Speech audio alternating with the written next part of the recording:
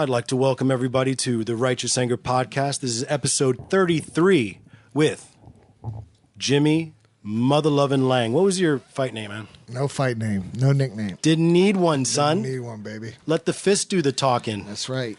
So Jimmy Lange is here today. We've got Eric, the wonderful Puerto Rican with the shelf. Oh, you remembered. Of course. Thanks.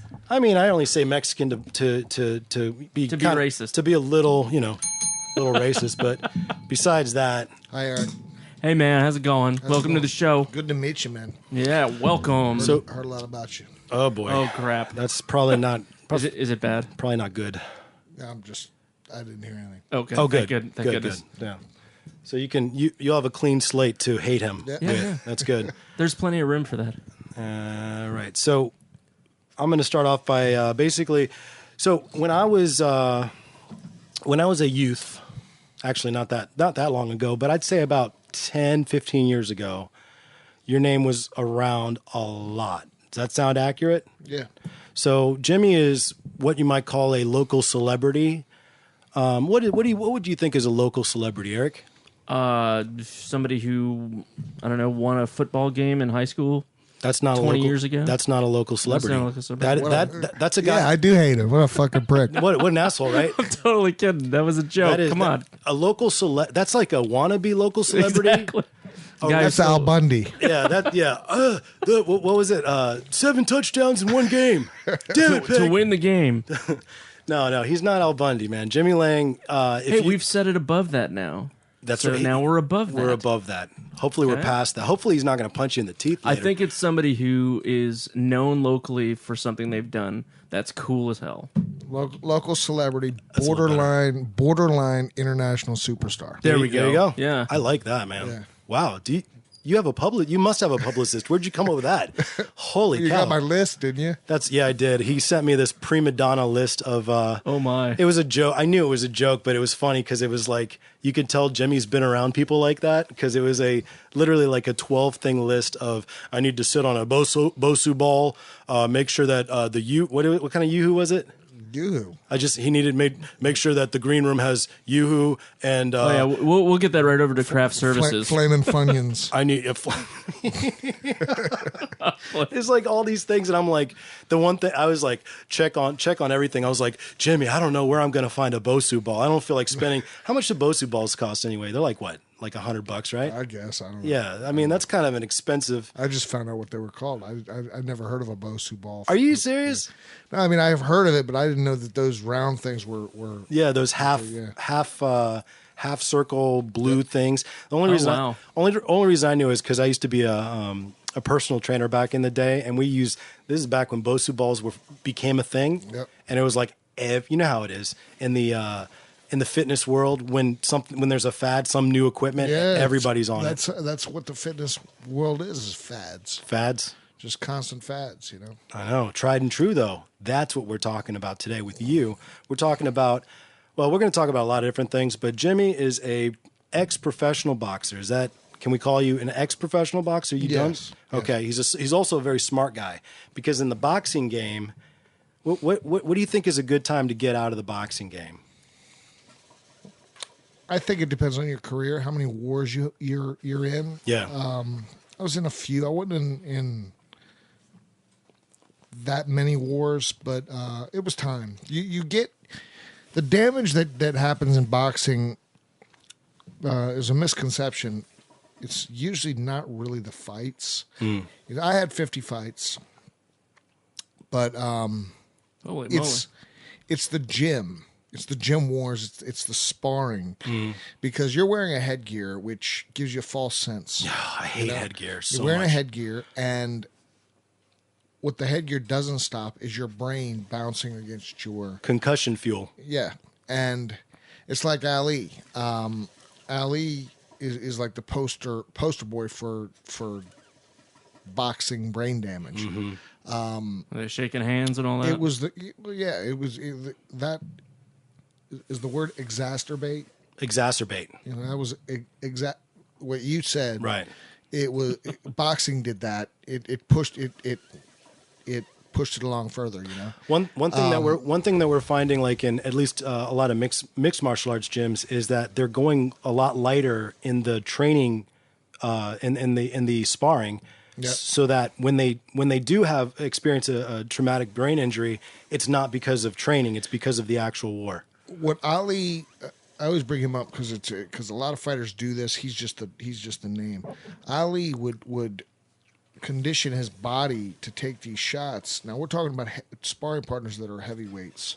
They can punch. Yeah. And he would take these shots. He would lay on the ropes and take these shots because he thought it was conditioning his body for the 15 rounds. Wow. Another thing that happened with Ali was he was obviously very vain. So when he started to gain weight and look a little chubby, it drove him crazy. He would abuse diuretics. Oh no! You know, and just constantly be taking these water pills so he could just piss all the time. Jeez. So what's that? That's even more fluid that's not in your brain, in Protecting your head protecting your brain. Right. And it was the amount that he took in the fights was just hardly anything compared to what he would just take in the gym. I mean, we'd have sparring partner after sparring partner, 15 rounds, something like that. Jeez Louise. A day, where he's getting hit in the head, and his head, I mean, like a helmet. It's no different than a helmet. You get hit in the head by another football player, your brain's going to rattle. That's where you get concussions. Right, and you're more likely because, like you said, the false sense of security there. Yeah. And the other reason why I was an amateur Muay Thai fighter, I hated wearing headgear in training because I couldn't see. I couldn't see out of the headgear, so like my peripheral vision was gone, and it was like tunnel vision. So you had to be used to that, and it was just annoying. I always took it off. Yeah, it's I never had that problem. I had good equipment, good headgear and everything, and I didn't mind wearing a headgear. But it's not a bad idea you don't want to always wear the headgear because you get in the ring, the difference is night and day. I remember my first fight, and about 30 seconds in, I got butted. Ooh. And I had never in my life been butted. And that was just head to head. You mean headbutt? Yep. Okay. Headbutt right in the eye, and I was like, Jesus Christ, holy shit, what just happened? Well, that was a major blow. Yeah. Did he mean to do it, or was it an accident? I think it was probably an accident, but things like that. Another thing that people don't think about is in the pros as opposed to amateur is that headgear. A big thing that headgear does is your headgear protects my hands, not your head. Yeah. The first time I landed a shot with 8-ounce gloves on another guy's forehead, it rang all the way up to my elbow. I was like, Jesus Christ, I don't want to hit this guy. You weren't used to it. It was crazy, man. The pain in your hands. And you get used to all that. And, it takes a couple days after a fight, depending on how rough it is, for your whole body to recover. But little things that people don't think about like that do damage in over a guy's career. Wow. Jeez. Let me stop you there. Jimmy, I'm telling you, this is going to be an exciting episode because we got a guy here.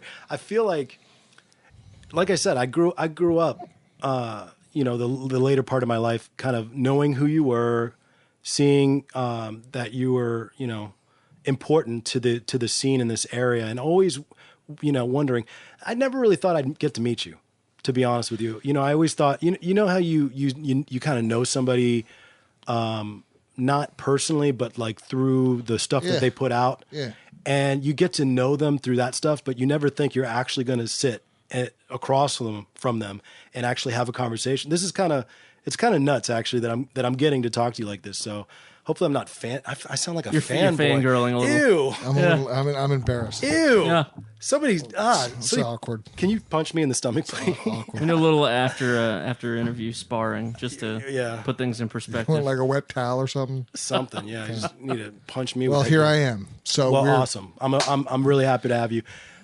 Let me stop you there and let me go ahead and do our thing that we always have to do, which is Jennifer Brumbaugh says, put your phone down. I think she's talking to you, Jimmy. Oh, Wow.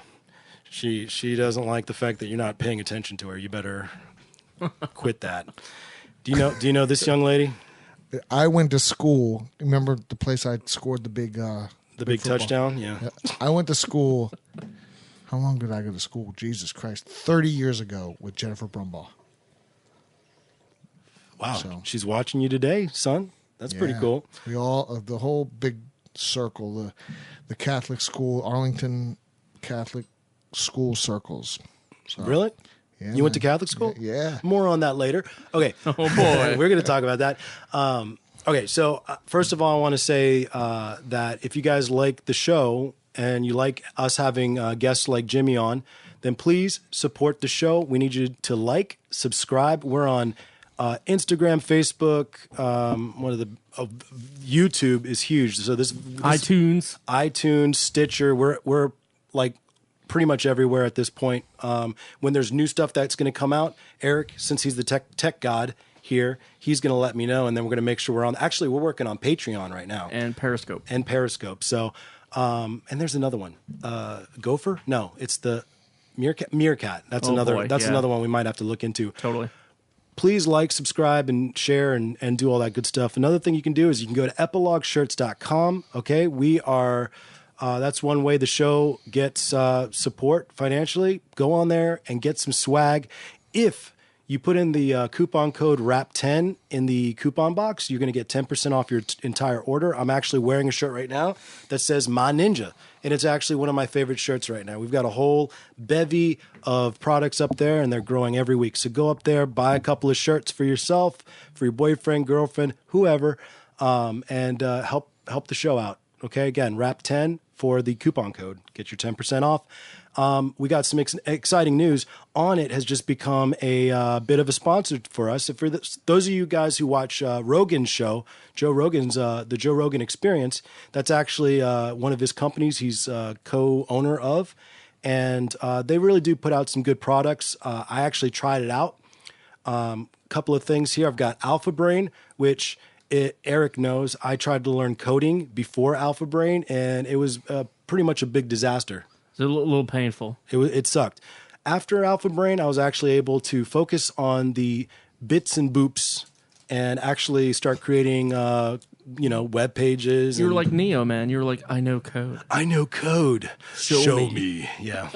Another product they have is New Mood. This is actually pretty good for those people who are having a rainy day pretty much every day. Try out New Mood. It's an alternative to some of the things that you could be doing, like drugs. Don't do drugs, kids. Try New Mood. Until marijuana becomes legal in your state. And then I guess try that. I don't know. Yeah. Eric, Try it all. Try it all, buddy. PCP, Eric? Once. Can you, it only takes one time for your brain to fry. Yeah. Or so I've heard. The other thing is, for my athletes out there, Jim, you ever try Shroom Tech? No. Okay, so On It has this stuff called Shroom Tech. This stuff is I tried this before a workout. So you're supposed to take this before a workout. And what ends up happening is that the oxygenation of your blood expands. So you get more oxygen in your blood. What that does is it's super, what? Yeah, I took something. Was it Mexican supplements? No, it was something that supposedly did that. I never saw much of a difference. I'm going to give Jimmy some pills. The only thing I'll tell you what. You remember Rip Fuel, baby. Before they changed it, and then they got it off the market. Like when it was.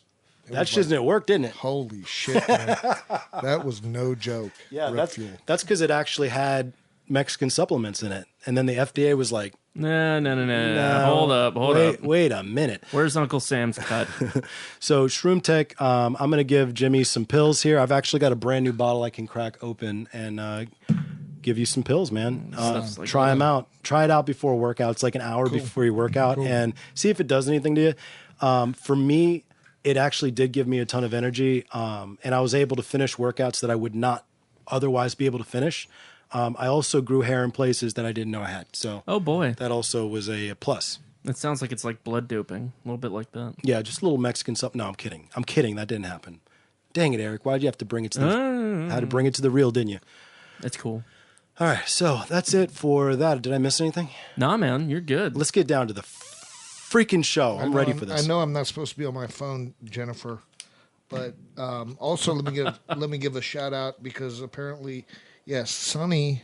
Shout out to Sonny, my youngest son, who will be starting Little League. Oh, Little League what? Football? First Little League baseball. Baseball. I guess it's winter ball. Good man. And that's another $250 out of my pocket. Nice. Because they're thieves. He better not suck, right? Yeah, no. Better be worth it. So yeah, shout out to Sonny. There you go, Sonny.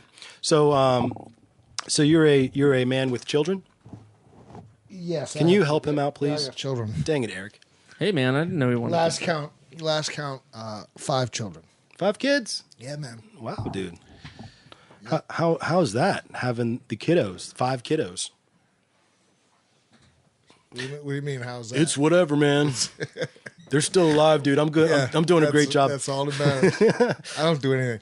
So, what are any of them gonna follow in your footsteps? I'm not crazy about it, but one is fairly serious. He's over at Ray Leonard's in Palmer Park. His twin brother goes with him and trains, but I don't think he's really serious about it. He just goes.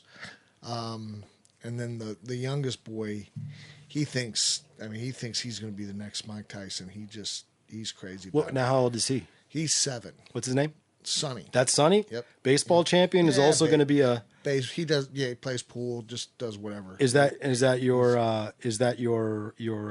sporty spice kid? That's the kid that does all the sports. They're all pretty sporty. That's my favorite kid. Oh, man. Yeah. Just he told me before we started the podcast, he was like, "Yeah, I'm a straight shooter. I'm pretty much going to tell it like it is." Wow, he proved that, didn't he? Yeah. I like that. Let's ask him some real. You're not supposed to say that, but everybody's got a favorite kid. Everybody has. It's true. And you don't love anybody more, but you like them a lot more. And it probably changes too. Absolutely. I bet you at some point, Sonny's going to start turning into a real D-bag. Every one of my kids has been my favorite at one point. At one point, yeah, and it's going to change. And you know what? That's good because my mom comes from a family of 12, and there's no way that you didn't hate some of those kids at some point. No Come doubt on. about it. Especially like the daughters to the mother. You know how daughters treat mothers. Yeah. Come on, you got to hate her at some point. Yeah. Come on. No. Not hate them. Some people are going to watch this and be like, write a letter or be stupid or something. I don't really mean hate. I mean, they're not going to be, the golden child. It is what it is. Yeah.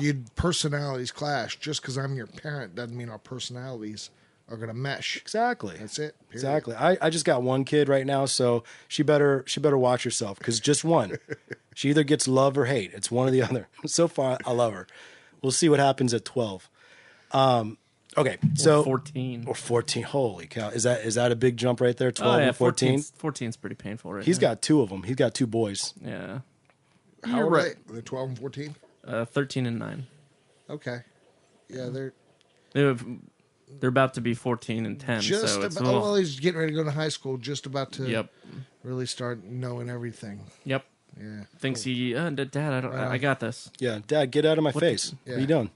That's my daughter. She's my oldest daughter. I think she's 13 or something, but she's just, oh my God, Dad, I have friends here. You're embarrassing me. Dad. So yeah, my God. she knows it all. Yeah. Well, you were once that way, weren't you? Weren't we all? No, man, that was cool. You were cool? Always. At all times? All right. At all times. Did your publicist tell you to say that? Nice. All right, Jimmy, tell me about how'd you even get into boxing in the first place? I brought, my father was a big boxing fan. I think he literally, the day I was born, he said, "Oh, cool, a boy, he's going to be a boxer." And when I was 5 or 6, he took me to a gym. What gym was it? You remember? It was a gym in Falls Church, Virginia, which was a great little gym to start. It was called Olympia Boxing Center. A guy named Jim Ed Jones ran it. Now he did a lot of, it was in the basement of the June Ree, And do you remember a guy named Jeff Smith? Heck, Jeff Smith, karate, I baby. used to see Jeff Smith every day. Hell yeah. Yeah. I remember because I'm a local boy too. So. Rodney Batiste was in there. Remember him? Mm-hmm. You don't remember him. No. You're full of shit. Not at all. I'm trying to You think. might have made that name up. I don't know. Nope. You can look him up. Box Rec. I don't think he exists. You need to prove it now. Well, Jeff Smith. Well, Take your just phone out. Google it. Google it. I do know Jeff Smith though, obviously, because he's a big deal. June Rhee, obviously. What was it? The big thing? Lead by example. I went to June Rhee's house about a year ago. Is he? He's not alive, is Yeah, he? he is. He's still alive, Yeah, unless he's died in the past 6 months. dude. He's got to be 90. 87, I think, when I was there. Golly, Yeah, man, he's that guy is a celebrity in Taekwondo. Like he helped bring Taekwondo at least to this area. I don't know about the states, Yeah. but he's been around That forever. commercial and everything. I mean, that was he was big. He was big. He said he bullshit. He said he remembered me. What are we doing? I think that's Eric being a I don't have a computer, so I was trying to look at the comments people were posting. party foul. Don't worry, I got that. You want to look at comments here? You be the arbiter of that right there. All right, that's cool. So your father puts you into Olympia. What is that? Olympia Boxing Center or gym? Olympia Boxing Center. Boxing Center. And was this the one that you said you were the only white boy in that one, or was that something else? No, that was all white boys. That was all white boys in there. And Nah, there was a couple guys in there that fought out of there that were professional, that were decent kind of journeymen. how long were you there for? I was there for a long time. I was there for like 6 years. And is that where you got discovered? No. Okay, so where did you go next? I went to Alexandria Boxing, which now I'm in. Now I'm at a legit boxing gym. It was in Alexandria. It's called ABC, Alexandria Boxing Gym. I was there for a few years. That's where I had a good amount of amateur fights. Moved over to a guy named Charles Mooney Boxing Academy, which Charles Mooney was silver medalist with Ray Leonard when Ray Leonard won the gold. Wow. Learned a lot there, got a lot of more amateur experience, and it was time to go and turn pro. I sought Pepe Correa, he's the one that brought Ray Leonard up to a certain point, turning pro, and Really? worked with him. Lennox Lewis's trainer for a good while. You know what I love about talking to you too is that it's not just the technical knowledge of boxing, but you actually respect the art to know about the history of all these guys and who came before you. Yeah, well, at the time, where was I? You were talking about Pepe. Yeah, okay, so it was funny because, well, you know enough boxing to know these is when I was in my first gym, Falls Church, Pepe used to come in and he would bring Simon Brown, you know the name? No, I don't know him. Maurice Blocker. I can't BS you anymore. Okay, I tried once, it didn't so work. Simon Brown and Maurice Blocker they both ended up becoming world champions. Okay. And he used to bring them and just beat the hell out of it. Use us as punching bags. Not me because I was a little kid. Yeah. But so all the sparring partners out and of that's there. that's the first time I really met him and stayed in touch. And when I did okay in the amateurs enough he looked at me and said, I think I can do something with this kid. Oh wow. So when it was time to turn pro, I went over with him, trained, took it real slow, trained for about a year with him over there. Wow. Turned pro. And God, I don't know, I had something like 20 fights or so. So what was this late 90s? When was this? What time period? 1998 I turned pro, I think. Wow. 1998. And who were the big fighters at the time that you remember? People were looking at. Tyson was on his way out. Holyfield was big. This was when Tyson This is when Tyson was trying to make that comeback after the rape charge, and Holyfield beat him. So Holyfield was huge. Lennox Lewis was huge. Felix Trinidad. Oh yeah, I remember some of those fights. Just man. a killer. Yeah, Killer. absolutely. Oscar De La Hoya. before Roy Jones. before the cross dressing. Roy Jones. Roy Jones. Yeah. Another killer. Just a lot of killers. A lot of, and we're talking about the heavyweight division looked great back then. Yeah, you had guys that never even won the title that were just animals. Guys like David Tua and Ike Ibiabuchi. Congratulations on being able to say that name. Yeah. No problem. Anybody who knows about him, that was Say it again? Just an absolute piece of shit. What? Just a piece of shit. That guy? So yeah, he's in jail now because he raped a little girl. Oh. Yeah. Ike Ibiabuchi. But it just, I don't know how he didn't win the title when he was here. I think they ducked him. Really? Yeah, just Because he was, just an animal. Because he was a jerk or what? Because boxing is Nobody wanted dirty? to fight him. Nobody wanted to fight him. Oh, he's a monster. And he was a monster. Oh, wow. I mean, literally. Now, Like Tyson monster? Like that level?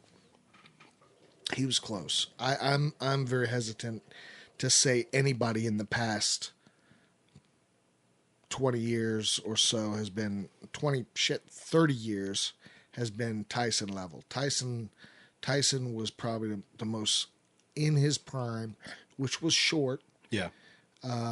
Probably the most special thing we've seen in the past 30 years. Give me your top 3 In boxers 30 years of or all ever? time.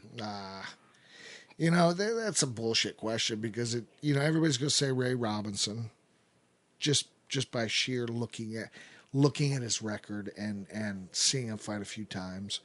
Ray Robinson. Come back to me. I don't even. It's All right, fine. It's different every time. Since the Tyson era, top 3. Since the Tyson era, Still tough, huh? out of all those guys, we mentioned Felix Trinidad. Yeah. I take De La Hoya over Trinidad. What? Absolutely. Okay, where's Pretty Boy Floyd in this thing? He's there. But you don't give him. Do you give him top 3? Number 1, Do you give him 3 anywhere in the 3? 3. Yeah, I put him number 3. Number 3. I put De La Hoya 2, and I'll say interchangeable De La Hoya, but just talk about freak. You got to put Roy Jones. Really. Absolutely. Really. And what are you putting it? Who's more of a freak than Roy Jones? I'm surprised you don't put Tyson as number 1. Most people do, but then again, they don't have your experience. No, I don't think Tyson was number 1. Because short career, didn't really get to. It just wasn't. He wasn't as good as those guys. As far as pure boxing science. Yeah. Okay. We're not talking domination. We're talking in the sport. He dominated for a little bit of time, but I don't put him up with those great all-time heavyweights. I mean, I put him maybe. I'm not sure that he's in the top 5. Get out of here! In my opinion, You might start some wars online, man. With that. Look at. Of course, you got Ali. Yeah. All right, you have Joe Louis, arguable. Rocky Marciano. No, not at all. Marciano was no. He doesn't even come in the top 10. He was a bad SOB. He just broke you down. And you can't take away his record, but I don't think that he would have hung with most of these guys. Larry Holmes, I think Larry Holmes would kick the piss out of Mike Tyson in their prime. If you could put them both together. Now everybody argues with me on that. Of course. I just think that Larry Holmes was really special. Who else I said? I said Ali. I said Lewis. No. Lennox Lewis. Lennox Lewis was another one. I was talking about Joe Louis. Oh, Joe Louis. Lennox Lewis, though, people sleep on him, but Jesus, what a great heavyweight champion. Wow. This is as bad. Holyfield, I'm not sure that Holyfield would have beat him when they were both in their prime, but I think overall as a career, Holyfield's a better heavyweight. Actually, I hear a lot of people say Holyfield, as far as overall, if you put it all together, Holyfield was the most special, but I'm not a boxer. Who am I to say? That's just what I'm way outside of my area of knowledge. Well, I was gonna. Sandro Antonio Berrios says, "Say Duran," We're not talking about Duran right now. and Mike Balogun. I'm sorry if I'm butchering names here. Mike Balogun says Tyson not top 5. Wow. Mike Balogun's a fighter. Mike Balogun is a good fighter. Just my opinion. I wasn't a big Tyson guy. I think he was. I don't think he had a lot of longevity. With his style, his career. I mean, he had bad luck with the rape thing. Right. That was a setup. That was bullshit. Thanks, Robin. It wasn't Robin. What are you talking about? That wasn't Robin. Not Robin Givens? The rape thing? What are you talking about? He went to jail for rape. I thought it was Robin Givens, no? No. Who was it? It was some Miss America or Miss Black America or some Desiree or something. I don't know. That's right. But so that took some time off him. I just don't think he was top 5. There you go. And I like that. I like it when you have a contentious opinion, because it gets people talking and really thinking about it. Yep. Because if you go back and look at like fight tapes and things, he dominated so much that to the inexperienced eye, you'll go, yeah, he's got to be the best. Look at these tapes, But now he beat Larry Holmes, and I was actually at that fight. I was a little kid, and but 10 years before that, I think a guy like Holmes takes him to school. Ali drives him crazy, wins the fight before he gets in the ring. Wow. Yeah. Wow. That's crazy. Okay, Brian Dillon said, sorry. I'm a huge Holmes fan, by the way. Larry Holmes? Yeah, so you're going to have to hear about him the rest of the night. Okay, great. That's fine. I'll listen to you about it. And we'll get to Duran in a second, Sandro. Kevin Ford says, I always have Lennox as the best heavyweight of our generation. Mike was my favorite, but not the best. Brian Dillon says Tyson in his reign runs through all except Prime, Joe Louis. And Mike Balogun says Tyson, Ali, Foreman, Holmes, Lewis, in no particular order. So that's Mike's. Nobody's real out of line. This is all pretty in line, I think. You think so? I was going to except Brian Dillon. That's ridiculous. Tyson through all except Prime, Joe Louis. Runs through all? No. You don't agree with that? No. Yeah. This is as bad as I think top movie, top I was going to say top TV shows. I was going to say for me and our conversations, directors. No, okay. Dang it, Eric. Comedians. Oh, who do you put in your top 3? Yeah, it's impossible because people get effed up with that. They're like, oh, because you start to get your own like sort of your favorites get in there, and you stop looking at it objectively. Well, it's really more a reflection of who you admire. It says more about you than it does about them. That's true. That's true. But see, with Jimmy though, the more like I would respect a comedian's opinion. Oh yeah, and they usually have like really weird. Like you go, really that from an outsider's point of view, you don't agree with it, but you gotta respect the fighter. You gotta respect the comedian that's actually doing it. Because they've got the, Totally. Jimmy stepped in the ring 50 more times than I have. So I respect his opinion 50 times more than my own. That's, hey, man, that's respect. Okay, so. We're just talking about heavyweights, by the way. Yeah, we didn't even get into. Oh, wow. Yeah. God, we got 19 more divisions to go. What time is it? What do you till 2 a.m. What do you think about the state of boxing at this point, especially with now, we had the MMA has taken over as far as a spectator sport and how much money now it's not bringing in as much money, but as far as your average Joe, you're starting to see the viewership go more to the MMA. What do you think boxing's going to try to make a comeback? What do you think about the future of boxing? Boxing's always going to try to make a comeback. What I just said about 19, we got 19 divisions left. Boxing is watered down. And I don't know much about MMA, but I do know that boxing is watered down. There's a weight division every something like 4 pounds. Okay. Wow. Or 6 pounds, 7 pounds, something like that. Back in the day, it was 15 pounds. You had like 8 divisions. I don't have it right in front of me, so I didn't memorize it. But there's 3, 4, 5 champions per weight division. Oh, crap. So you're a world champion, and there's 4 other. There's not 4 other Super Bowl champions every year. When the Patriots win. There's not. I mean, there's not 5 World Series champions. I mean, you're the champ. Back in the day, you were champ. You were champ. You were the world champ, and there's only one of you. That is a turnoff. Okay. All these extra belts. They're manufacturing champions. Wow. So it loses credibility. They manufacture champions.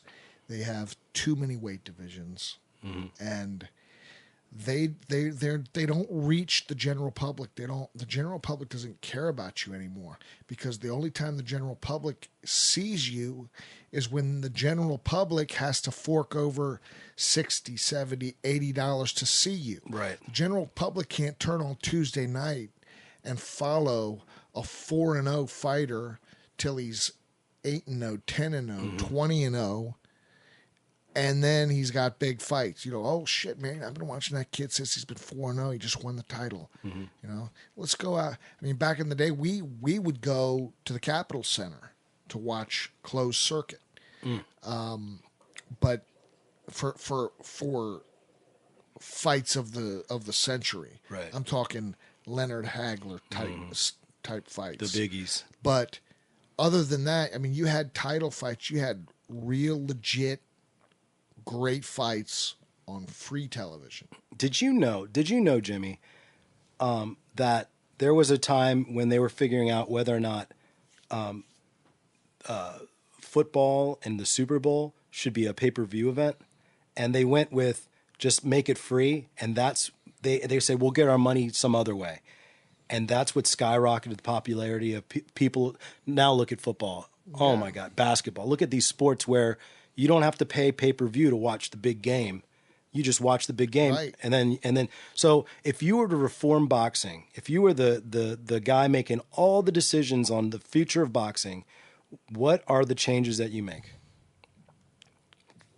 First of all, you'd knock down the divisions. I was thinking about something else. Say the question again. So what would you do if you were on top of boxing, the future of boxing, and you could make the biggest decisions, right? The big decision on what to do with boxing, how to broadcast it, what you pay, all that. What would you do? What are the changes you'd make to boxing to make it more in the eye of the average people? Well, there's more to what I'm going to say. There's it's probably not as easy as what I'm going to say, but the first thing I would do is I would make one champion. There's nothing wrong with USBA champions and USNBC champions, those kind of things, but they're not called world champion. You can't. I don't think that you can have legitimacy as a world champion if there's 3 other in the division. I think a world champion should be just that, the only man in the world to hold that title. Wow. Period. Wow. So I would try to make steps toward. Could I do it? Probably not, because there's too much money in a title fight. Yeah. Yeah. They build these titles, but nobody unifies the titles anymore. On a regular basis. Right. Even when you had great fighters, a Hagler and a Hearns, and those guys held all the belts, and that's why they were recognized as the world champion. Mike, let me go back to our comments here. Art Levy says, he's a professional referee. I went to Olympia in the 80s with Jimmy. When he was a kid, he used to watch me spar with the local pros. I've known him for a long time. And Mike Ballaghan says, boxing is the only sport in the world where you can be completely trash and earn a good check. That's the biggest downfall. There is no room for sorry competitors in any other sport. What do you think of that? I've never actually thought that the way that he said that, but that's very true. You can be garbage and still get a good paycheck?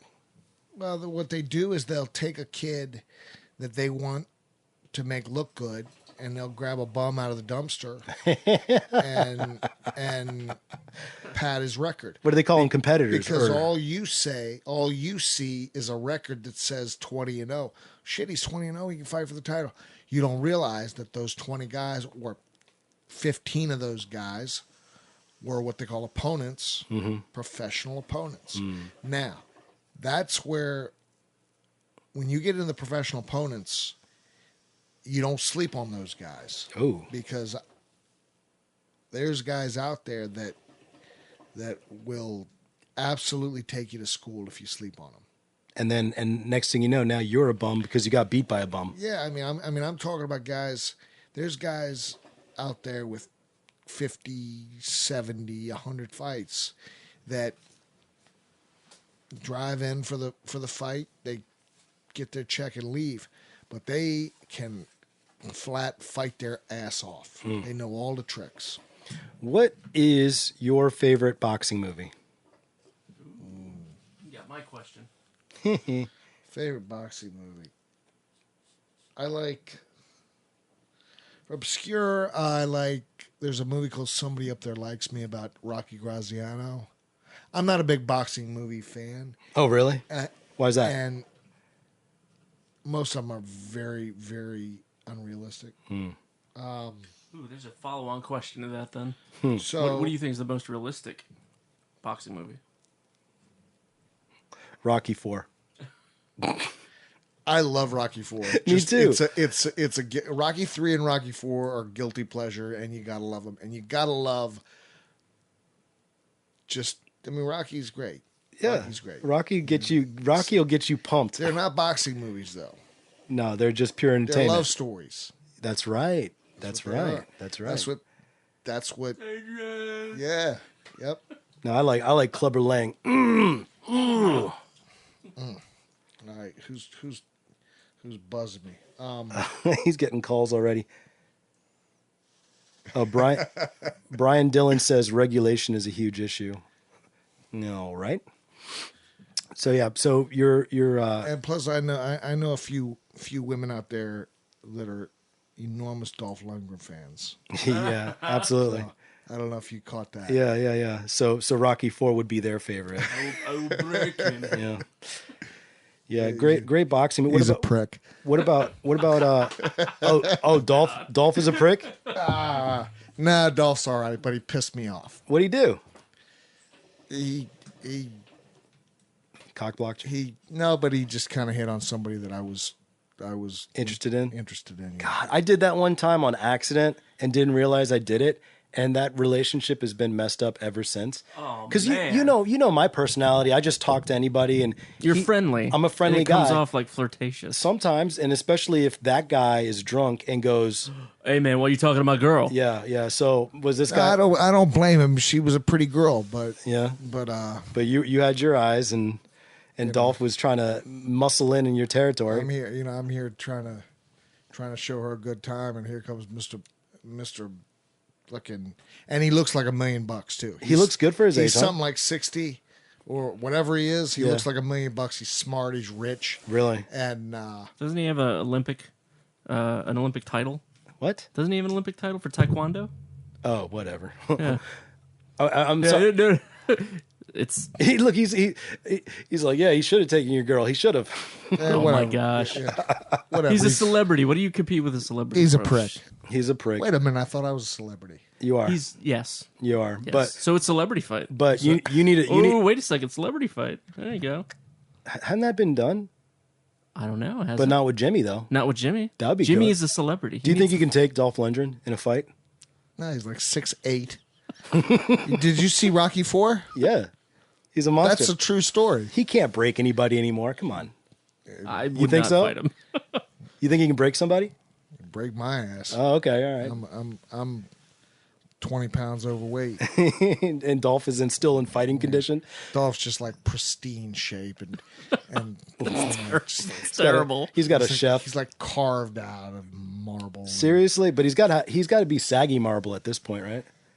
He's got to be saggy marble. You can't. There's no way you can be 60 years old. I've seen fit 60-year-olds. If they're not on the juice, then they look 60 years old. He Fit. says he's not on the juice. Oh, good point. Good point. Mexican supplements. Yeah, it's funny. Joe Rogan's opinion on that is when you get to a certain age, you should be taking testosterone. And he didn't say juice, but he said you should definitely be allowed to supplement with testosterone. You should be able to do that because you don't have enough at that age. You got to get that tea. Got to get that tea. What do you think, man? You going to get on some testosterone? Get back in your fighting weight? The exasperated gas. I gotta get on something.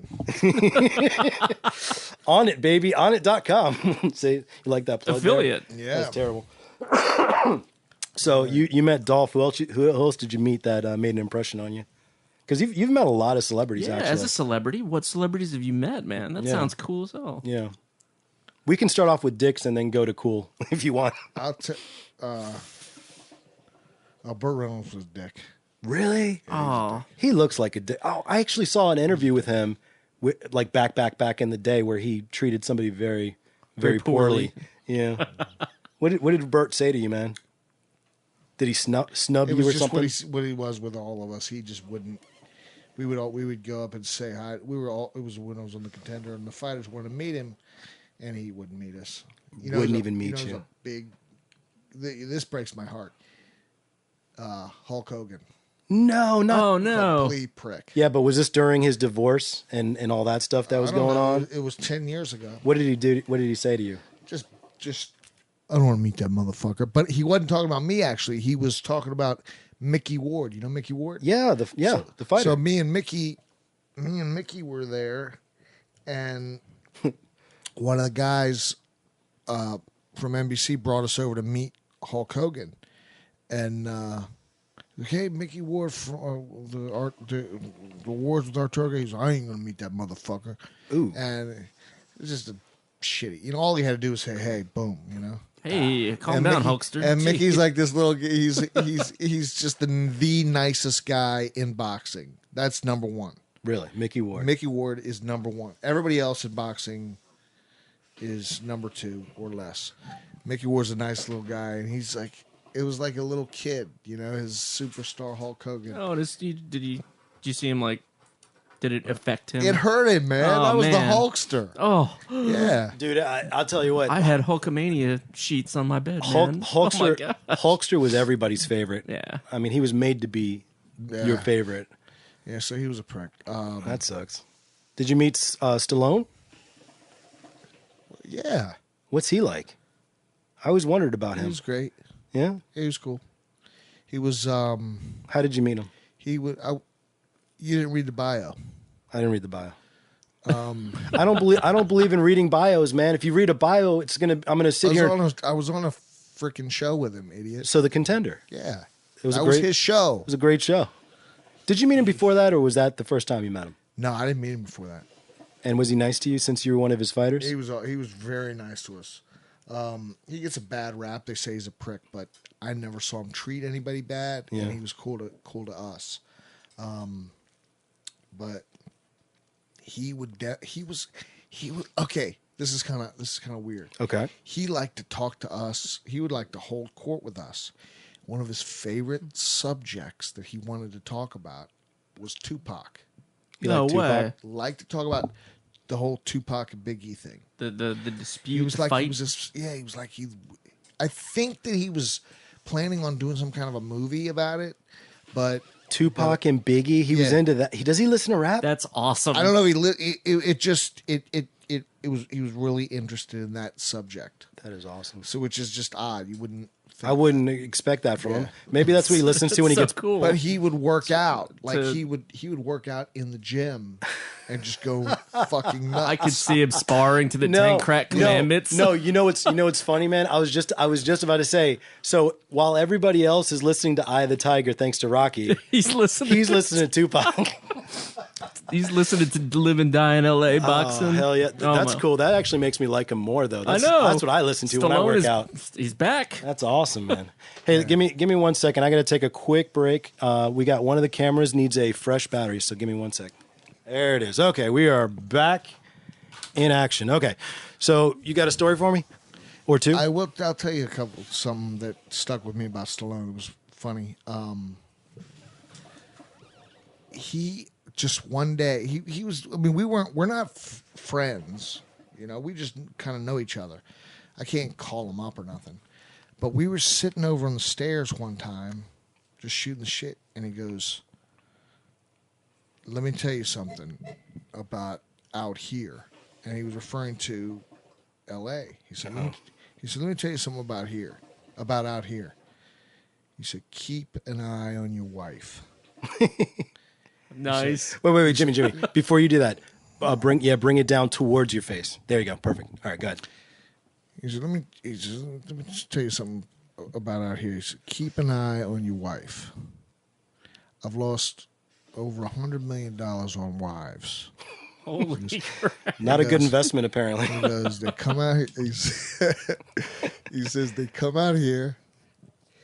He says, you're the show. You're the reason they're at it. But all of a sudden they start thinking, oh, well, they can hook into something and you can't trust them. You just can't fucking trust them.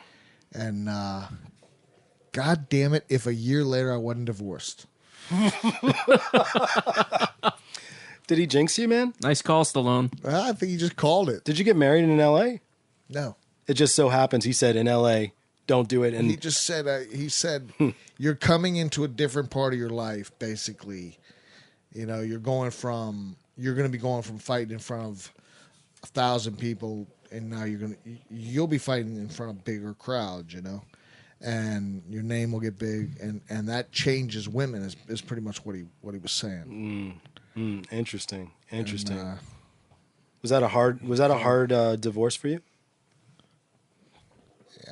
It was. I mean, they're not easy. Let me start off. Is there an Jimmy, easy divorce? Jimmy, did you care? I don't want to. I mean, I'm not going to wake up tomorrow and say, hey, you know, maybe I'll get divorced. But I'm not going to wake up tomorrow and say, hey, maybe I'll get married. Ever again? No, I don't know. I believe in marriage. I think it's good. I just think I'm bad at it. There's some honesty. Well, That's okay, good, man. okay. Why are you Knows bad at himself. marriage? Why are you bad at marriage? What do you need to be better at? I guess I should ask you. Wow. Put you on the spot. Let's see, how do I spin this? Oh, really? You're going to start lying to me now? I'm going to bullshit you on this one. Should I just stop that? Let's just. Let's I change just think one. that I care too much. Dang it, Jimmy. Jimmy, that's a very non-committal answer that you just given me, but I'll take it. No, I don't even know. What do you think about? Now my phone's ringing. Somebody's calling like, oh no. Hey, stop looking at your phone. I don't need any outside peanut gallery. Okay, so what do you think about commitment? Do you believe commitment's important? Yeah, absolutely. Are you good at commitment? Am I good at commitment? Yeah. I think so. Yeah. Do you want to commit? Are you shitting me? Why am I here? Do you want to commit? Are we going to This fucking is- talk about Roberto Duran or what? Yeah, eventually. Dr. Phil episode. I committed to you to be here to talk about boxing. All right, Jimmy. I think maybe you got a problem with commitment. Jimmy, we this is a show where we dive a little bit deeper every once in a while, man. That's all it is. But I will respect you. my Can't friend. take the heat. Yeah, get at the Is kitchen. that right? All right, so that was one Stallone story. Can you give me a story about anything else? Yeah, Somebody else? let me be careful what I fucking tell you because I don't want to go into a counseling session. Tell me about your relationship with your father. Yeah. I could do that too. That's entertaining. What about? You have any good stories about? Now you're a trainer of a lot of different kind of people, right? No. I don't know. Wait, first of all, what was Traveler? You said Traveler, and Have you traveled? I've traveled. Where have you been? I haven't even been out of the country. So you've traveled Wow. the states? Yeah, Okay, so you've traveled. What the heck? That's but correct. I also comb my hair. Did you want me to put comber So, of hair? yeah, I can put comber. I can go in there and Most change excellent it. comber of hair. I would like that. Can I see would your like hair? that. Can we see your hair right now? It's not combed. You got good hair, actually. I do got good hair, but it's not combed. It's very Italian. Are you Italian? I have some Italian in me. You look like a Guido to me, Oh my Yeah. gosh. Yeah. but not the annoying kind. He's like, He's like, what do I say What do to I that? even say to that? All right, Jimmy, let me get back on a better foot here. As far as what you're doing right now, you're into some stuff right now. You said you're getting into. Yeah. So what I'm doing now is I'm working with a company called CommuniClick. It's an IT company, and it's I've never had a job. You know, I've been a fighter my whole life. I started when I was. You've already heard the story. So I've never been in the workplace. My workplace was a gym, so I went into the UFC and started doing some classes and messed with the kids, showing the kids how to do stuff, and every once in a while I would get a client or something and show them some boxing, work them out. And I had a couple guys come in one time and real alpha type. Oh boy! Ooh. Big, strong, loud mouth. And I was in the ring at the time. I remember when this big guy comes in, and I'm working with some old lady, showing her how to throw some punch. I was just finishing up, and I have a little bit of an arrogant side to me too. You know, when a guy comes in there like that, You want to take him down a peg? yeah, just a little. And so the Nice. guy comes in, I can hear him from the ring. He's all the way over the desk, and big blah blah blah. And I was like, hey, big man. I was like, you want something? You want to glove up? Nice. And I love it. Let's go, buddy. Yes. And he's like, love it, let's do it. Oh Fuck snap! yeah! So he gets he gets wrapped up, and now I work here, so I can't show my ass here, but I didn't let him hurt me. I banged him around a little bit and gave him a few body shots, just let him feel it. And he was just like, I love it. I'm gonna bring my partner. So they came a few times. Oh wow! And pretty soon after they said, listen, we want you to come over and be a resident trainer for us. We want this to be a perk for our employees. Nice. Holy And crap. Because what I do when I'm training guys is I talk to them the whole time, and we want you to we want you to work on the parallels of extreme fighting and business, because there is a lot, and that was a year or so ago, and yeah, I'm fucking having a ball. That's a good gig, huh? It is tons of fun. What does your day look like usually? All random. Really? Because I don't take precedence. Their job does. So all schedules are all over the place. So they give you a call and say, "Hey, come on in." Yep.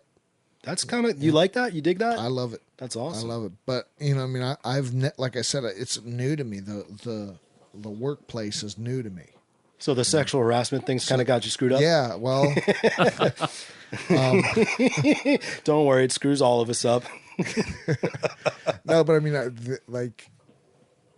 I'm a fish out of water, but it's fun. It's definitely fun. Sorry, I'm changing coals here. So you doing this gig? Is this really the only thing I want to do right now? Or are you looking at any other opportunities? I look at everything. I keep an open mind. Because one thing that I noticed that you were doing a lot of is you're doing charities, boxing charity type stuff, and yeah, when I was in the ring and my name was hot and I had that public outlet, that media outlet all the time, that was a lot simpler to do. But the bitch about anything is take your foot out of the water for a couple minutes. People forget about you very, very quick. yes, So I think Rhonda's starting to see that. being not being active, not having a fight every month or 2 or 3, and you just go away. Yeah, But I don't hunger too much for that.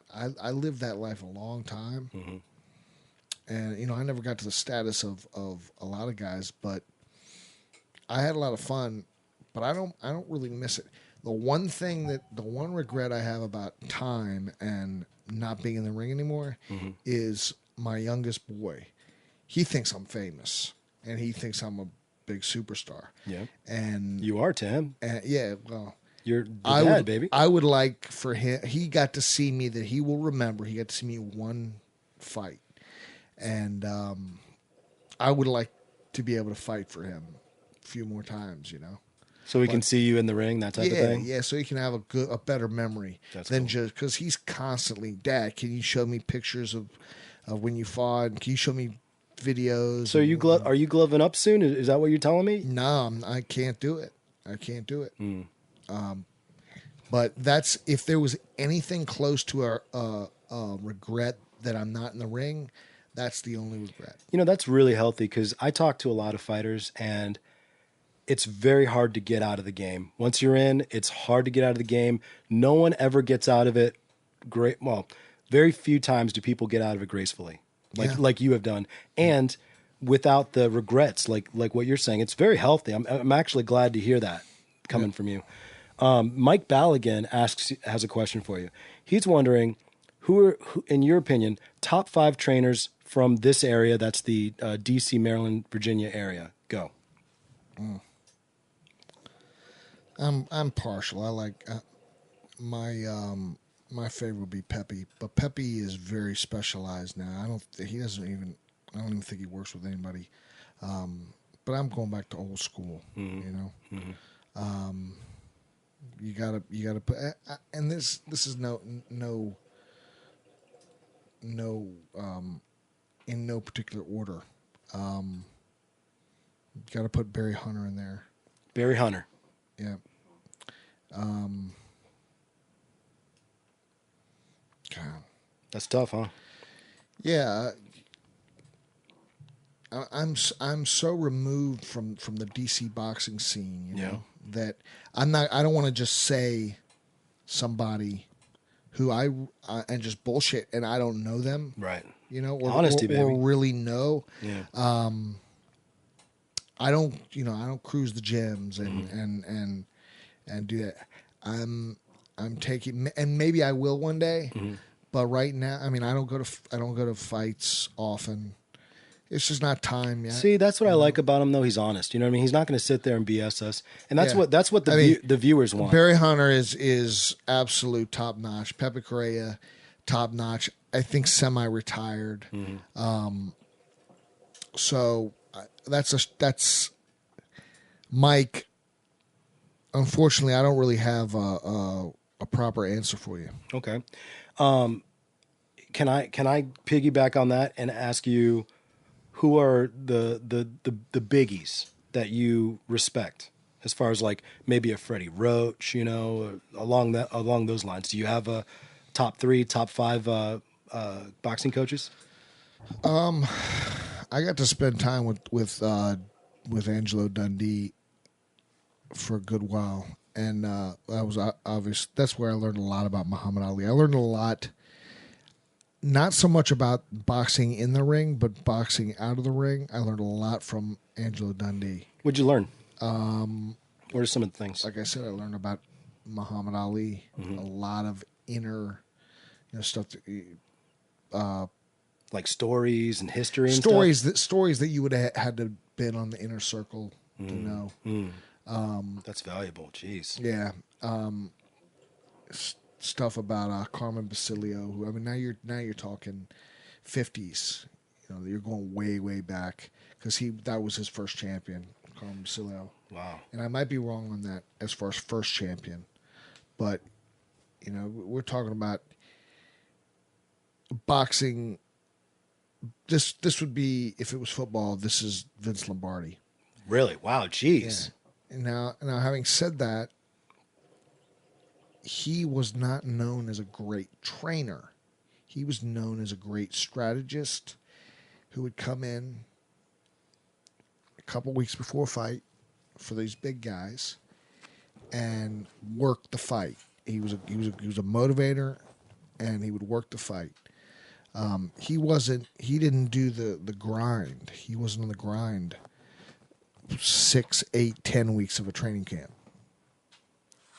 So he was like a hired gun. So he'd come in, kind of help with the, like you said, the strategy. How are we going to beat this fighter? Maybe they're looking at tapes and things like that. Yep. And then he'd work the corner. There's a certain talent to work in the corner that he was very good at, that people would hire him to do. What are some? What are some? Like what would go on with, say, let's just say Ray Leonard. Okay, he had Ray Leonard. He was Ray Leonard's big guy. Okay, but he didn't train Ray. Those guys like Jenks Morton, Pepe Correa, that would train Ray for X amount of weeks, and then then Dundee would come in. You know, you're losing a kid. You know that. You know, and he would get famous for being the trainer, but he wasn't doing the grunt work of training him. Wow. So, did he have a favorite sort of person that he worked with that would do the grunt work, and then he'd come in? Was there? No, all the fighters have different camps. So he just comes in and I mean, I think he would do a lot of the grunt work for Ali, but that's Ali. Right. He was the guy. I mean, Ali. Royalty. Yeah, that's Ali. And as much as I love Ray Leonard, Ray Leonard ain't no Ali. As far as the magnitude. The height. Wow. Jeez Louise. I mean, you're talking, and this is possibly the most famous sports figure, maybe even, pop icon in the last 100 years. People buy his posters and don't even know anything about him, really. Yep. I mean, who's more famous than Ali? I don't want to. You can't. Yeah. Who is Tony Jeter asks, who is your best win against? And if you have more than one, please name them. I beat a guy. I beat a guy in Louisiana that got me. It actually got me some pretty good.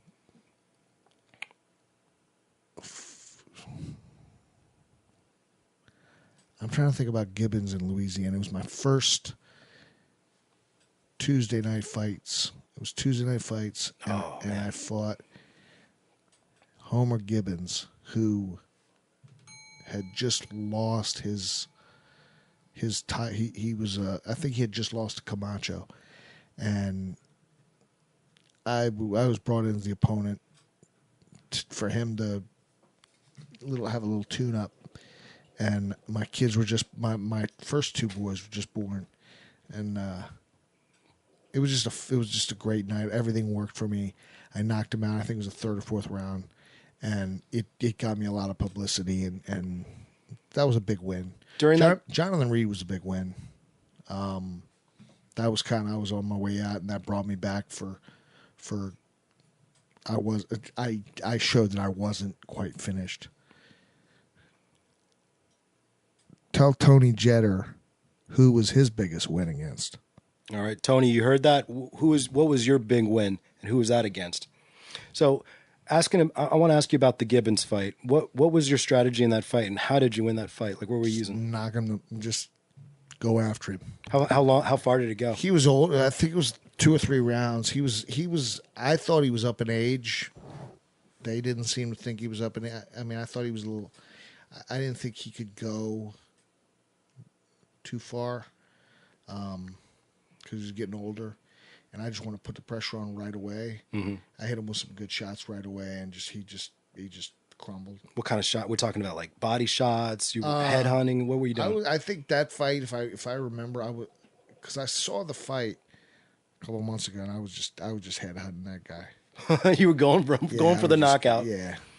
Jeez Louise, did you have like a combination or a strategy that you used a lot in your fights? Everything was a jab for me. I liked the jab. I liked the body shots. I liked an overhand right. It was called. Pepe taught me how to bend my knees and throw over a guy's jab, and catch him like behind the ear and the temple. And I landed that shot a few times. Did you usually have a better reach on your opponents, or was usually? So you were using that to your advantage. So you're jabbing out, keeping them in the right range. There's no better tool in boxing than the jab. The jab is everything. Very few people have been able to do have any kind of a career, Roy Jones being one of them, that didn't have a great jab. Tyson. Great jab. He had a good jab? Absolutely. Now, we were talking before the show. You were talking about how he had this really close-in sort of but he cover-up move. He still threw that jab as he's coming in. Oh, okay. Because he's usually a shorter fighter. He had to come in close. He didn't have a great jab on the grand scale. He didn't have a Larry Holmes jab or an Ali jab or a Ray Robinson jab, but he had a very credible jab. And what are you following that up? When you're doing the jab, what are you following that up with? Depends on the angle you got. Maybe you step to the right, throw a right hand. Mm-hmm. Maybe you step to the left, throw a hook. Maybe you go downstairs and throw the body and come up.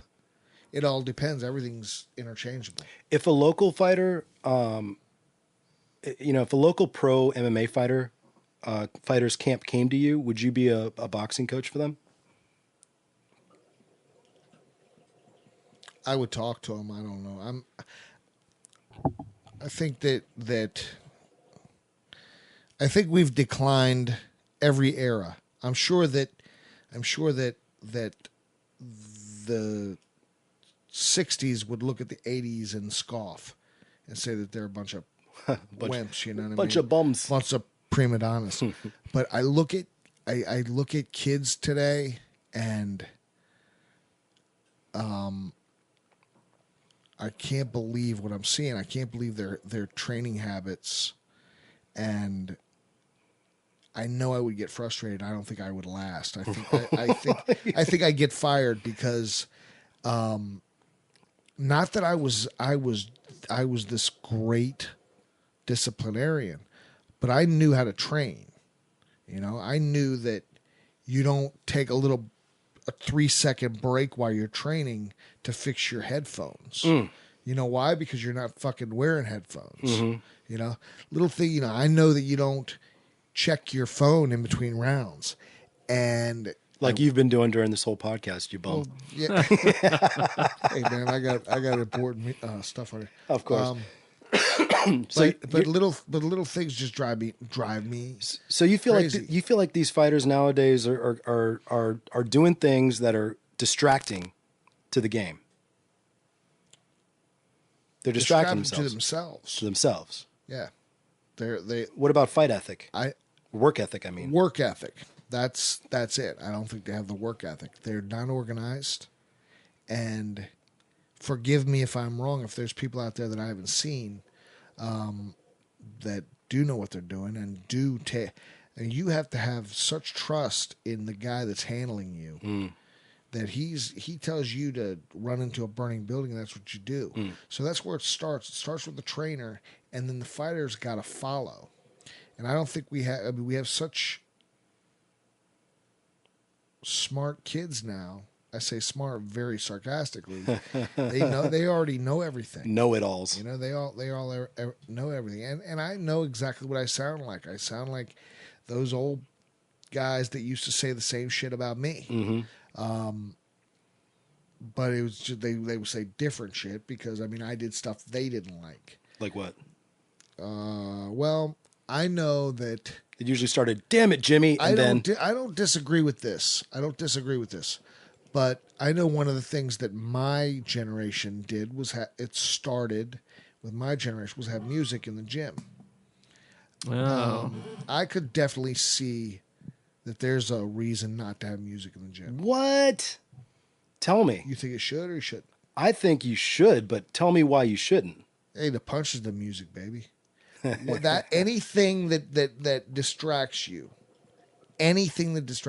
you have to work on trying to be completely focused on what you're doing at the time. Anything that can distract you is a deterrent. So that was something that my generation did that the older guys didn't like. That's interesting. Wow. But now it's times 10 because now it's not a big loudspeaker. It's an actual iPod or their phones that's in their ear. And you throw an uppercut, it jars out. You got to stop and then fix it. Yeah, it's Jeez Louise. Just little things here and there. Tony Jetter says, the best moment of my career was when I shared the ring with Jimmy. Wow, this guy's sucking up to you. It was He kicked my ass, too. It was an honor to be in the ring with probably the most popular fight on the East Coast, probably in the last 20 years. I was gracious to be in the ring and get the win against Lange, probably to this day, one of my favorite fighters to watch. Thank you, Tony. I appreciate that, man. That's awesome, man. A little love. You know, one thing I noticed is when we put up the advertisement for this episode, a lot of people coming to your corner with love, just tons of love. Yeah. I was waiting. I don't know if this is messed up or not, but I was kind of hoping we get some trolls. You know what I mean? Like some little a-holes. Let me tell you something. I'm glad you said that because a lot of fighters love to talk about how bad, how rough they had it, how nobody. And I respect those guys. I mean, there's guys out there that got no help. They got guys. They got raw deals. They got bad decisions. Nobody gave a shit about them, and they still made it. Everybody took care of me, and so I wouldn't dare pretend to be one of those guys that didn't have nobody in their corner. I had a great fan base. I had a great fighter base. Okay. When I went to Ray Leonard's, it was a very short time before I was one of those guys, and those guys took care of me. Now they beat the shit out of me, but I needed that kind of stuff, But they didn't. There was no kind of. I was one of them, and they took care of me. The Washington D.C., Northern Virginia, Maryland. The whole group took care of Jimmy Lange. So, I thank them for that. Is that common for this area? Fighters coming out of this area, or was it just you had a good break? I don't know. I think I had a good break. I don't really know. I think that I was very fortunate to have DC fans, Virginia fans, all the tri-state area. And the fight community, the boxing community. The boxing community was huge for me. Really? Yeah. Is it much of a community now? Here? I'm removed. Where? Here? Like Virginia? Just the DMV in general. I think the DMV is good. It's got other fighters coming up. I'm a little bit removed from it. Mm-hmm. I'll probably jump back in and start, eventually. But I needed a break. I needed to get away. You can't go hard for 20 years and have no grieving period. Right. Right. Wow. Jeez Louise. A grieving period. Just to mourn what he's losing. I like it though. That's a little bit. It's a little melodramatic. It's a little real, man. It's melodramatic, but you know what I'm saying. You got to take a break before you. No, I like the way he said that because, like I said, I know a lot of fighters that have to make the transition, and some of these guys they do not do well in the transition. They do not do well. They live with tons of regret, and I mean it sucks because your life has to be more than just what you did or what you're doing. You know what I mean? You got to look forward. Hey, real quick, what's that? That Stallone story about the wife. That was my first wife, not my second wife. Oh wow, okay. So specify. You've been married twice? Yeah. Just to. And you're thinking about a third? Wow, you are brave. This guy's ballsy. I like it. Totally brave. Yeah, I wanted to clarify that. Okay. Because I got upset. Anyway, all right. So I remember when Jimmy and I watched UFC 218 together. Yeah, I missed that. How was that fight? It was or set of fights. Right? I felt kind of bad because it wasn't that like the UFC before that was so much more fun to watch. Yeah, I was watching the video. You guys did not seem impressed. It really wasn't that impressive. Was terrible. Terrible. The best. Wait. Oh no. Never mind. What's up? Did you watch the last Rousey fight? All right, I'm gonna be honest with you. I saw Rousey fight somebody. Mm-hmm. Not Home. Wait, is it Home that we saw the other night? Yeah, Holly Holm. We didn't see her. I saw Rousey get beat by somebody. Home, right? She got head kicked, knockout by Holly Holm. That's what I saw. I saw her. That's a fight I saw. I saw the bald black guy, badass killer, beat the hell out of somebody. Who's he? Silva. Oh, Silva. Yeah. Yeah, he's great, right? He's done-ish, but yeah, he was one of the best pound for pound UFC fighters of all time. He's a goat. And then I remember sitting alone in my room watching this fight. Uriah Faber against Brown. The guy's last name was Brown, and Brown beat him. You remember that? I didn't see that fight, but I saw that he was way underdog, just complete underdog. It was an upset. He came in and just outworked the shit out of Faber. Yeah. Did so Rousey got knocked out through boxing by see, I hate this because she's the champion and I can't remember her name, but a Brazilian fighter. It's bad, I don't remember her name. Help me out there, and you guys on the boards there, help me out. Or Eric's gonna look it up, but yeah. But that fight would be interesting to have you watch that fight because Ronda goes in and at this time they're playing her up, like you said, a bunch of hype about Nunez. her. Thank you, Nunez, about her boxing skills. She goes in there, her hands aren't up. There's no head movement. She's not cutting corners at all. She goes in and she gets her bell rung like nasty. That we should watch that fight together because it'd be good to get your idea and be like, Ronda It's only Rousey, 48 seconds long. So yeah, it's a short. we can watch it a couple times. Ronda Rousey, all the respect in the world for anybody even to get up on a stage and do anything, in front of people, because that's hard. But she fell victim to reading her own shit, to believing her own hype, because she just wasn't.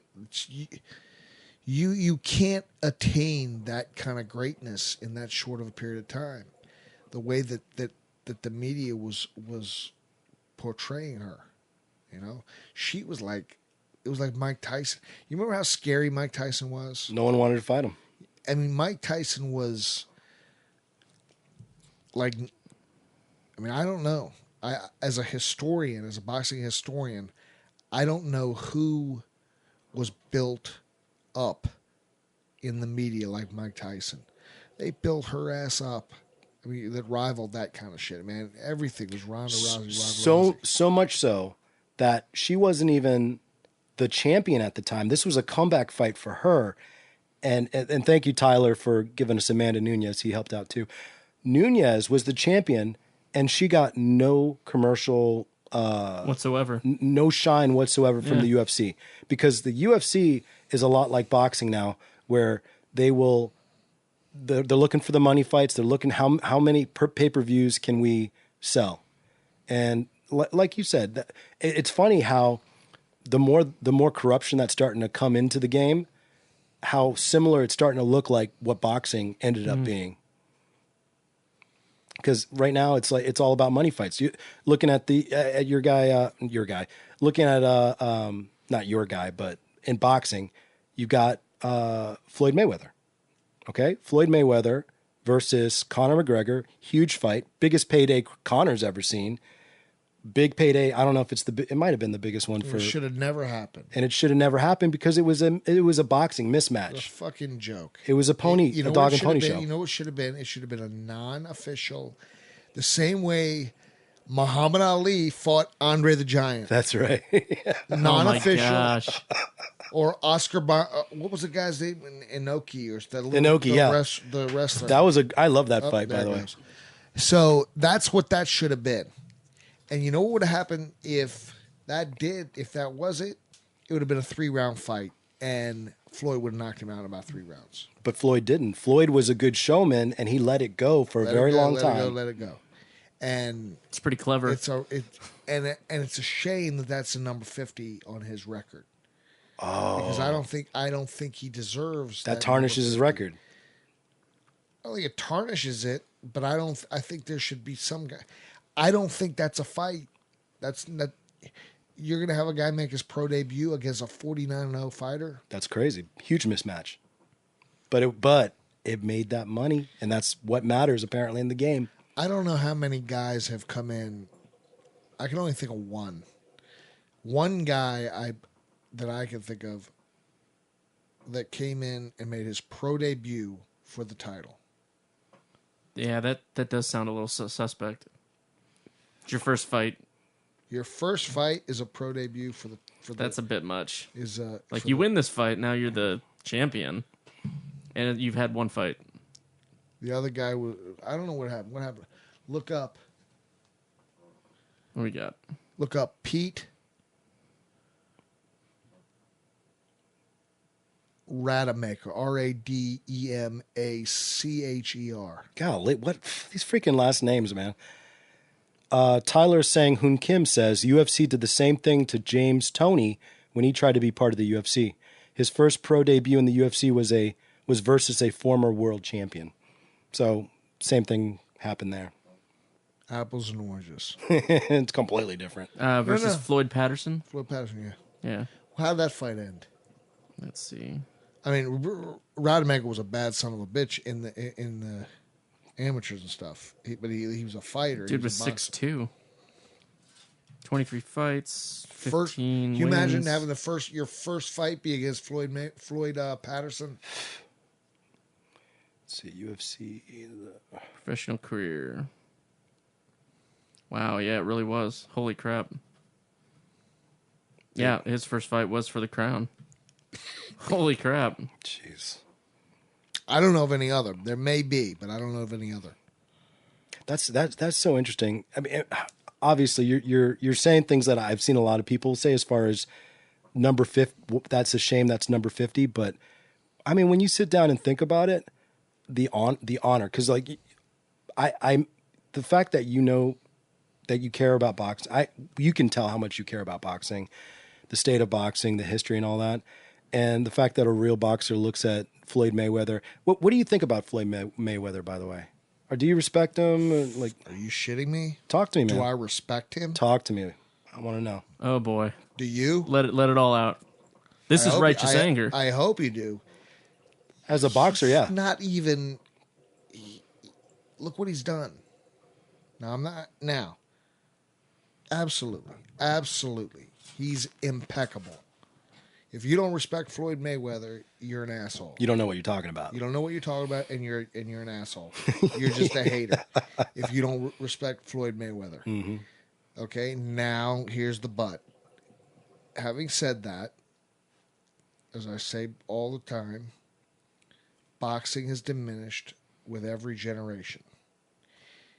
Put Floyd Mayweather across the ring from Thomas Hearns, and Thomas Hearns is going to go to jail for killing him. For killing his ass. Jeez Louise. Ray Leonard would take him into deep water and drown him.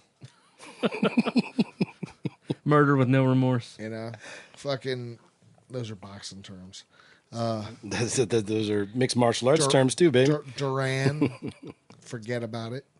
I mean, and then you go back another generation, and most of those guys would slice up the four I just mentioned. So, wow. God, you got a lot of respect. So you, it's not just that you noticed that prior generations thought they were better and more pure, but you actually believe that prior generations were better and were more pure to the game. Absolutely. Wow. Now is that because? And don't forget, I'm one of the later generations. Mm-hmm. I mean, this ain't me saying that my generation. These are. There's not a lot of people that are going to disagree with me, and if they do, they don't know shit. They're also assholes. I mean, they just don't know. They just don't know. Right on. I'm not, dude. The amount of knowledge that you have in this game, I'm not even gonna. I've got nothing. Tyler's got another thing actually. Let me. His his first pro debut in UFC was versus for. Oh, he already said that. Okay, I thought that was a new one. So you, right now, you got this great gig going on with Connect. What was it? Communiclick. and that's going on. That, let's say, knock on wood. Okay, I don't want to jinx anybody, but knock on wood. Let's say that goes away. What's your next step? What do you want to do? I don't know. Besides be on the Righteous Anger podcast again. This is what I went to college for. This is what I got my education in. Yeah. You know, would I be able to find my way as a trainer? I'm confident I could. So it's not like I'm going to go and, I think I'll be a substitute teacher. Fuck am I going to teach? What am I going to teach? How to throw a left hook is all I know. I'd hate to see what you do to those kids that disobey you. So get in the ring. Boxing is at least the foundation. I mean, and what I'm doing with Communiclick, what's the foundation? It came from boxing because I was in a boxing gym, and they like that edge, the extreme sports edge and the parallels. Mm-hmm. You know, it's not because I'm telling them to do jumping jacks. Right. It's a different style of training a guy And a mentality too, right? It's a mentality, no doubt about it. So what happens when you get somebody in there, it's paying you good money to train them or train their kid or whatever, and it's soup sandwich. The kid it sucks, or the guy, like as far as their attitude, attitude sucks. The kid, if it's a grown up, I'll take your money and I'll tell you what you want to hear. If it's a kid, I'm not gonna contribute to a kid being a pussy. Okay, that's a shirt. So that is a shirt idea. I'm not gonna tell their parents something that just because I'm trying to get the money. When we had Scott Howard in, who was one of the grandmasters of Muay Thai, big fight promoter in the area for mixed martial arts and all that, he said that one of the things, he had a kid that he was training, and the mom would be like on the sidelines, outside of the ring, and the kid would drop his gloves or something somewhere where he wasn't supposed to, and Scott would tell the kid, "Hey, go pick up your gloves. What are you doing?" And he'd give him direction, and the mom would run up. No, it's okay. I got it. And she'd coddle the kid. I'm trying to think. I think I was training for Jimmy Holmes. So if I was training for Jimmy Holmes, it would have been the 15th year of my pro career. After so I've been in the ring for 30 years at this point. Jeez. And I'm in the ring with William Joppy, and we're working. I think we had just done sparring, and now I'm on the pads. Holy shit! Guess what happened? My mother walked in the gym. Oh crap! Hey, Mom. It was the first time in all those years my mother ever set foot in the gym. Are you kidding me? Absolutely. She didn't support your career? I was shocked. My mother was at every fight and anything that had to do with supporting me, she supported. And she sure as shit drove my ass to Olympia Boxing just about every day. Okay. Never set foot in the gym. Because she didn't want to be the mom in there. She wanted you to make your own way. Yep. Right on. So, that's all. Wow. Good old mare. What about your dad? My dad's part of it. My dad's the one that brought me in the gym. Didn't go to the gym a lot. Yeah. Was he working? Yeah, we're always working, hustling, doing something. But then he started to get very involved with my career. As after I went on the Contender, and he started promoting me and doing things like that. He was very good at it. Really? You know what else? I think he worked two, maybe three of my fights. As a cornerman? Yeah, because I was just kind of, I don't know what I was doing, but I mean, I already know everything. I'm not gonna go out and. Angelo just died. He was one that did most of my fights. A lot of my fights, not most of, but a lot of. And so he said, what about me? Because we were looking someone to, and he did a couple fights. He was one of the best guys I ever had. That is awesome. Because he had zero emotion. I would come back to the corner, and it was, I wasn't a son or nothing. We were doing a job, and that's how I react to that. I don't react to the rah rah, get out there and get him. I just react to, all right, you lost that round. Go out and do this, and this. Very calm. That's awesome. Yeah. Wow. And especially coming from your father, who's got so much emotion invested in you. Yeah, yeah. So he knew how to control it. So actually, that comes to a question that I've been wanting to ask you for a while during this interview. You experienced the bright lights. How did you feel before a fight? Before walking up there, were you nervous? Like, what was your mentality going into the fight? You get butterflies. Most of my nerves came about a month or so out before I put the work in. If I did the proper work during the training camp, the nerves were at a minimum on the night of the fight. If I didn't, then yeah, my nerves are through the roof. If you feel like you didn't work, I feel like I didn't work, which was rare. I was a hard worker. I like the question because my last fight was I fought a guy named Mike Sawyer. They called me because they couldn't sell any tickets. Al Heyman I think it was Al Heyman, whoever did the Wide World, the boxing series, and they come to Virginia and go to the Patriot Center, and because they heard this great fight town. Well, they get there, they're not selling any tickets. Well, it was a great fight town because I was there, but I was gone. You know what I mean? So they called me, hey, can I get you to fight on this card? We got to sell some tickets. It was the only fight that they've never had. It's the only fight the Patriot Center ever had when I wasn't the headliner. So long story short, I didn't want to do it. Well, who you gonna fight up? We got Mike Sawyer for you. I said I'm 30 pounds overweight. I can't make it. The fight's in 2 weeks. I can't.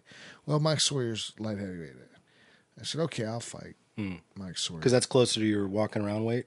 Yeah, this was light heavyweight. This is 30 pounds heavier than I ever fought. And so I know Mike real well, and he came. It was funny because he called me morning of the fight. It was an afternoon fight. He calls me. I get a call. I don't know the number, but I answered it. Hey, Jimmy, it's Mike. I said, Mike, what's up? Shit, man. He lived in Florida. Shit, man, you ain't gonna believe this. I forgot my cup. What? You got an extra cup I could borrow? Oh, come on. I said it's too big for you. I said, yeah. I'll get one. I'll get an extra one. I'll send it over to your dressing room. Thanks, bro. Thanks. So we just talked shit the whole fight, and I ended up knocking him out, and it was good. That was another. Oh, you knocked him out. Nice. Way to go, Jimmy. That was my last fight. That was another question, actually. What was the question? What was I getting at there?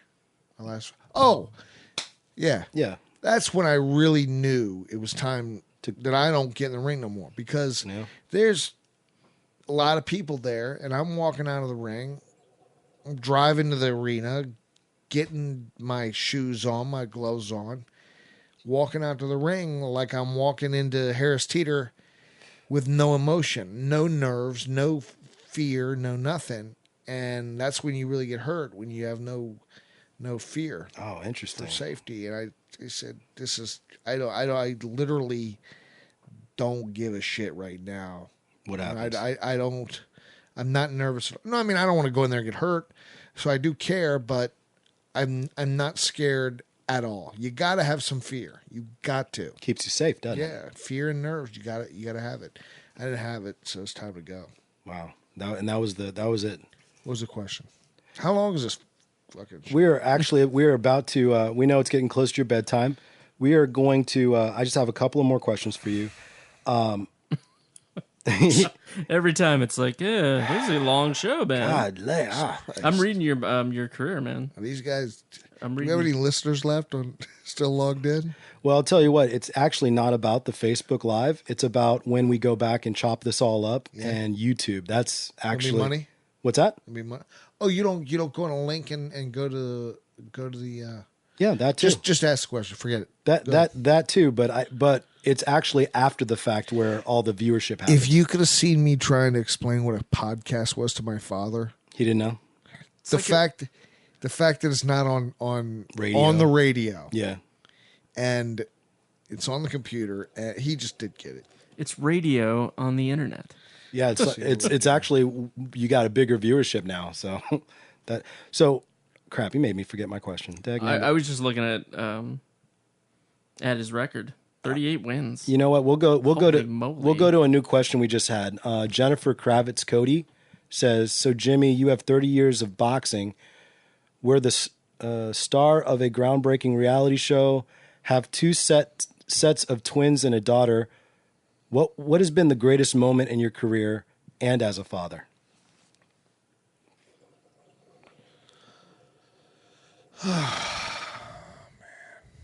Another tough question, man. I gotta know. That's a really good question, but that's my boy right Is there. that you, man? That's There got to it be a is. great moment as There a he dad. You is. got your kid in the ring after a win, right? That's a great photo. That was after a win, right? That is a good photo, man. Let's see. Beast. What's the greatest Jimmy was moment of my career? Of your career. And as a father, apparently. That's like a follow-on. I like the father one, even though I don't. It's unanswerable because there's 5 of them. You know, Yeah, so which one? those little bastards. You can't. Oh, you call them little bastards too? Me too. That's what they are. Yeah. Well, I don't think literally, but No, yeah. oh, Jen, you know what? I'm gonna see you, Jen.